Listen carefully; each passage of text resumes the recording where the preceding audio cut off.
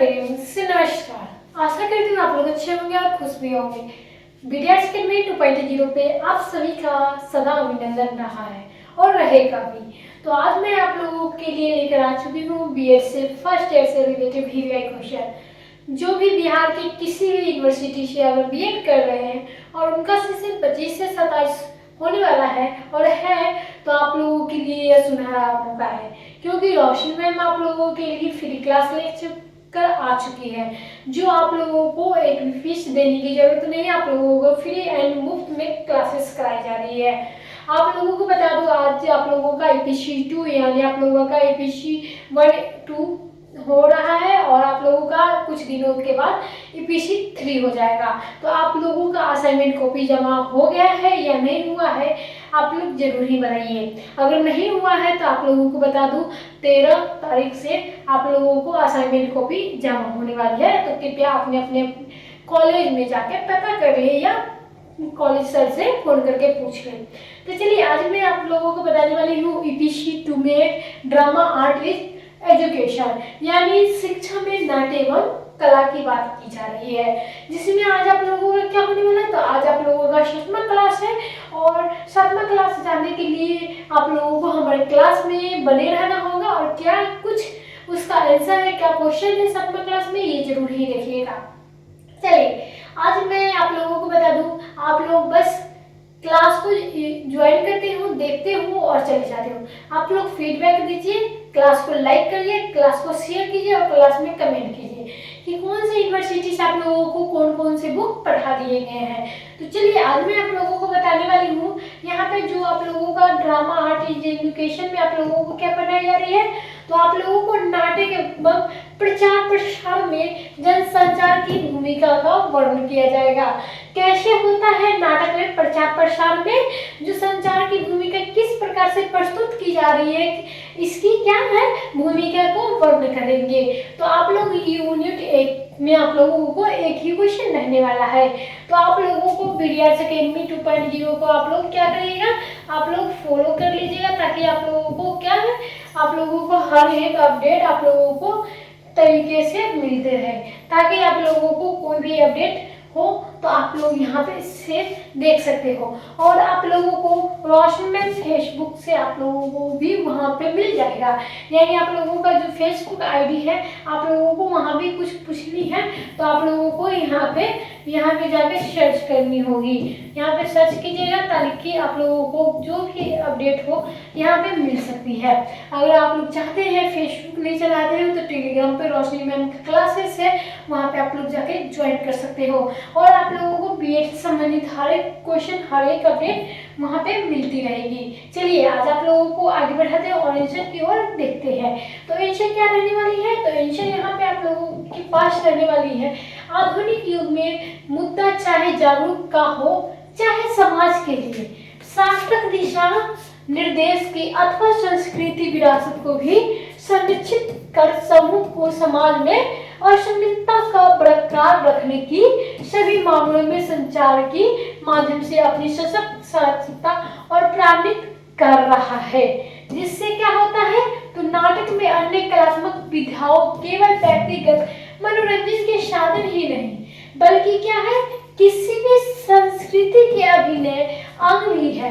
और संस्कृति जो अपने आप से अमृत है, जो धर्म के प्रवर्तक क्या है, धर्म के प्रवर्तक, आगे हम लोग जानेंगे, धर्म के प्रवर्तक मेला है और वस्त्र भूषण खान पान परंपरा रीति रिवाज आदि के माध्यम से मूर्त होती है। और वही क्या होती है, दूसरी तरफ किसी भी नाटक के वर्णित कथा वस्तु सामाजिक ताने वाले किसी भी विशिष्ट पहलू को क्या कहते हैं, उद्घाटित करते हैं, जिसमें उपरोक्त तत्व किसी भी न किसी रूप में अवश्य ही आते हैं। तो क्या होते हैं, तो किसी भी न किसी रूप में वो आते ही हैं।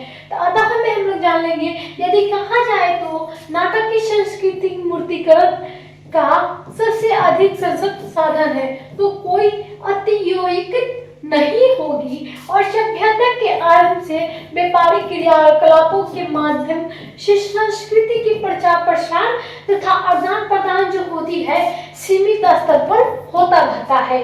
इसीलिए आप लोगों को जनसंचार जो है इसी में पढ़नी है, लेकिन अभी हम लोग बात कर रहे हैं सिर्फ प्रचार प्रसार में, नाटक के प्रचार प्रसार में। तो आप लोगों को कैसा क्लास लग रहा है जरूर ही बताइएगा।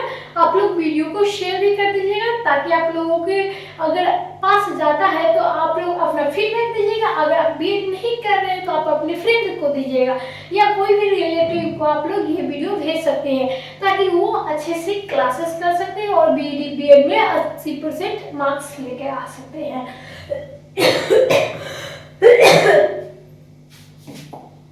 चलिए, लेकिन उस समय की जनसंचार के क्या है अल्पविकसित साधन मौजूद थे, जैसे लोक साहित्य, लोक कला, वास्तुशिल्प, चित्रकला आदि। इन सभी ने भी उस समय का संयुक्त रूप से सांस्कृतिक संरक्षण में महत्वपूर्ण भूमिका क्या की निभाई। कृष्ण परंपरा के प्रचार प्रसार में ब्रज की सांची कंगरा के चित्रकला और लोक के आख्यान, मधुबनी की पेंटिंग द्वारा रामचरित का श्रृंगारिक पक्ष और अजंता के एलोरा के गुफाओं में एवं विभिन्न मंदिरों को क्या किया गया, उत्कीर्ण मूर्तियों की श्रेणी द्वारा देव कथाओं को जन चेतना के प्रचार प्रसार में किया गया था। जिससे क्या हुआ, तो आधुनिक संचार के माध्यमों से सांस्कृतिक प्रचार प्रसार की दिशा में महत्वपूर्ण योगदान रहा और संचार माध्यम से भारतीय संस्कृति की संरचना के साथ साथ समानुकूल प्रवेश करने वाले आधुनिक तत्वों में समाज के समूह को प्रस्तुत करके सांस्कृतिक परिवर्तन तथा चेतना में सहयोग दिया गया। जिससे क्या हुआ, तो दूरदर्शन, आकाशवाणी, इंटरनेट आदि की संस्कृति स्वरूप में व्याख्यायित तथा संरक्षित करने के लिए विभिन्न कार्यक्रम प्रस्तुत किए जाते हैं और पत्रिकाओं में विशेष लेख प्रकाशित होते हैं, जिससे सांस्कृतिक स्थलों का विशेषताएं की बृहदा स्वरूप से उभरता है और उसे राष्ट्रीय पर्यटन मानचित्र के स्थापित करने में प्रयास किए जाते हैं। जिससे क्या होता है, यात्रा वृत्तांत तथा सुंदर प्रदेश में क्या होते हैं, संस्कृति की जानकारी प्राप्त की जाती है और दूरदर्शन पर प्रसारित संस्कृति के कार्यक्रम सुरभि, अनदेखा India, discovery of India, kilo की रहस्य तथा विभिन्न ऐतिहासिक धारावाहिक भारतीय संस्कृति की विशेषताएं में आम जनों की प्रचलित कराते हैं। इससे भारत के विभिन्न अंचलों की सामाजिक, संस्कृति और आर्थिक गतिविधियों भारत के अन्य अंचलों तक क्या होती है, पहुंचती है।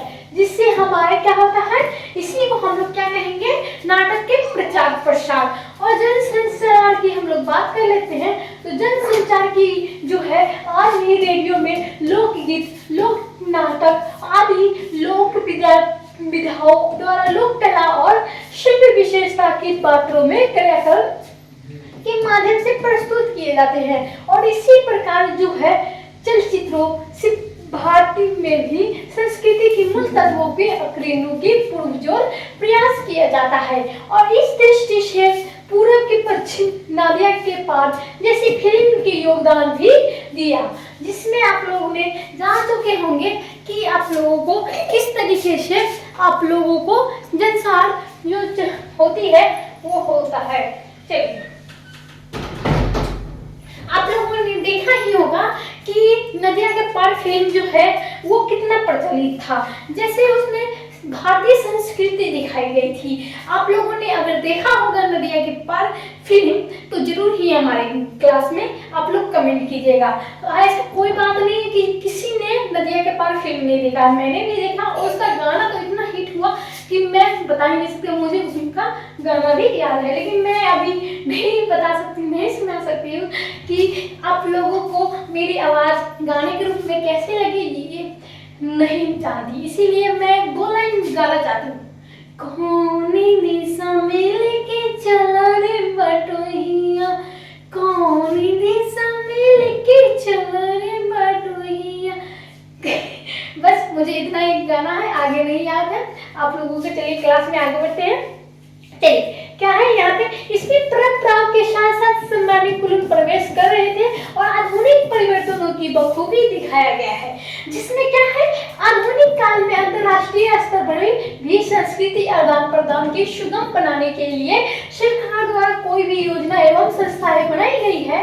ऐसे कार्यक्रम में जन संचार माध्यमों में द्वारा प्रस्तुत करके सांस्कृतिक प्रचार प्रसार संचार में अति महत्वपूर्ण भूमिका निभाई है, जिसमें आधुनिक संचार के माध्यम से सबसे प्रमुख जो विशेषता है वो दृश्य भव्य और संयोजन के साथ तत्वों की प्रस्तुति। इसके अलावा द्रुत गति के कार्यक्रमों के एक स्थान से दूसरे स्थानों तक पहुंचाकर सब सुलभता की सुनिश्चित करना है।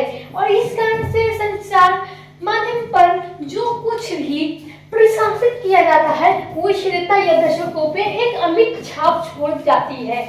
और दृश्य संयोजन के कारण संचार जो माध्यम के द्वारा न केवल नाटकों में प्रशासन होता है बल्कि हर एक प्रशासन में अपने आप को ही नाटक भी भले ही किसी वास्तविक घटना का नाट्य रूपांतर द्वारा प्रस्तुत किया जाए अथवा उत्कृष्ट अभिनय क्षमता के साथ किसी भी नाटक को सभी रूपों में क्या किया जाता है, उसे ये किसी भी अन्य विद्या से अधिक सशक्त हो जाते हैं। और इसी कारण जनसंचार के माध्यम से प्रशासित कार्यक्रम दर्शकों की श्रोता भी विशिष्ट प्रभाव छोड़ जाते हैं, जिसका कोई भी अन्य विकल्प नहीं होता है। जिससे आधुनिक जनसंचार के माध्यम से एक अन्य गति अति महत्वपूर्ण विशेषता तकनीक संपन्नता।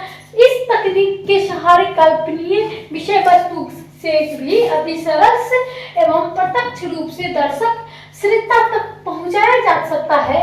साथ ही यह माध्यम से एक ही संपूर्ण देशवासियों के कथ्य और कथित प्रदर्शन क्षमताओं में रखते हैं, जबकि प्रारंभिक माध्यम या रंगमंच एक सीमित क्या होती है, जन समूह के तक अपना संदेश पहुंचाना की क्षमता रखते हैं। और इनके सबके कारण प्रारंभिक माध्यम की तुलना आधुनिक जनसंचार के माध्यम के उपदर्श अधिक वृद्धि होती है। तो आप लोगों ने जान चुके होंगे कि जो नाटक में प्रचार प्रसार होती है वो किस प्रकार से होती है और जनसंचार की भूमिका किस प्रकार से है। तो आप लोगों को क्लास अच्छी लगी हो तो जरूर ही मीडिया एकेडमी पॉइंट को फॉलो कीजिएगा और अपने से अच्छा लाइक शेयर और फीडबैक देना जरूर ही चाहिएगा, क्योंकि आप लोगों को मैं बीएड से संबंधित हर एक क्वेश्चन बताई जाती है वो भी फ्री में। तो ऐसे क्लास आप लोग ना चलिएगा, ऐसा फायदा उठाइए ताकि आप लोगों को बीएड में अच्छे नंबर मार्क्स मिले। तब तक के लिए धन्यवाद।